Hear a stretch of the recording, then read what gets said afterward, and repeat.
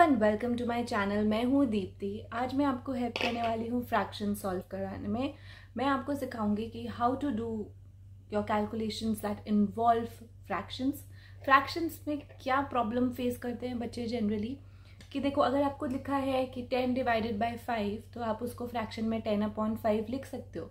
But दिक्कत आती है जब आपका न्यूमरेटर भी फ्रैक्शन में होता है, डिनोमिनेटर भी फ्रैक्शन में होता है, तो बच्चे ना सिर्फ कंफ्यूज हो जाते हैं पर कैलकुलेशन एरर भी कर देते हैं।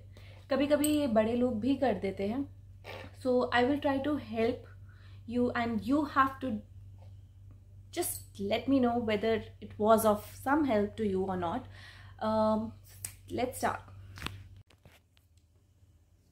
See, आपके फ्रैक्शंस में बच्चों को जो बुक के अकॉर्डिंग सिखाया गया है वो ये है कि अगर आपको ऐसे फ्रैक्शंस दिए हैं या ऐसे डिवाइड करने के लिए सम दिए हैं जिसमें न्यूमरेटर एक फ्रैक्शन है और डिनोमिनेटर भी एक फ्रैक्शन है, तो बच्चों डिवीजन के बाद जो भी आपका नंबर लिखा है आप उसको रेसिप्रोकल यानी इन्वर्स कर दो। डिवीजन के साइन को आप मल्टीप्लाई में चेंज कर दो और रेसिप्रोकल कर दो जो भी नंबर बाद में लिखा गया है, ठीक है, एंड आपका सोल्यूशन हो जाएगा फिर। बट बच्चे कंफ्यूज होते हैं कब? जब उन्हें पेपर में इस तरीके से क्वेश्चन ना देके सेम क्वेश्चन को इस तरीके से दिया जाता है, 2/3 डिवाइडेड बाय 6/7। अब बच्चों ने सीखा होता है बुकिश लैंग्वेज में इस तरीके से लिखा हुआ, और उनको टीचर्स ने बता दिया है कि बच्चे इसको कन्वर्ट कर दो मल्टीप्लाई में और इन्वर्स कर दो। But not all students they are able to understand कि ये और ये सेम चीज़ है। तो उन बच्चों के लिए प्लीज़ डू नॉट पैनिक, ठीक है। आपको एक रूल याद रखना है, फर्स्ट कम फर्स्ट सर्व। पहले आओगे पहले ही खाओगे, ठीक है। तो अगर आपने देखा होगा कभी भी एक टेबल के लिए होटल में, रेस्टोरेंट में कहीं पे लड़ाई हो रही होती है तो जो भी मैनेजर आके लड़ाई सुलझाता है वो बोलता है सर जो पहले आया था उसकी सीट हो गई, ठीक है। तो जो पहले आएगा उसी को मिलेगा टेबल या जो भी है। सेम रूल यहाँ पे आपको अप्लाई करना है। जैसे ही मैं लिखती हूँ numerator, now this part is my entirely numerator, ये मेरा डिनोमिनेटर है, तो आपको क्या करना है, ये बड़ी सी लाइन डिवीजन लाइन है, ठीक है, और इसके ऊपर जो भी होगा वो न्यूमरेटर होगा और इसके नीचे जो होगा वो डिनोमिनेटर होगा। अब जब मैं न्यूमरेटर लिखती हूँ जो कि 2/3 है, तो पहले 2 लिखूंगी, तो फर्स्ट कम फर्स्ट सर्व। 2 तुम पहले आए हो तो you will only stay in the numerator. Sorry 3 आपके लिए जगह नहीं है, so 3 you have to go down, ठीक है। सो अब ये जो है क्वेश्चन 2/3/6/7, ये अब ऐसा दिखता है। नाउ सेकेंड स्टेप में सेम रूल आपको डिनोमिनेटर में अप्लाई करना है।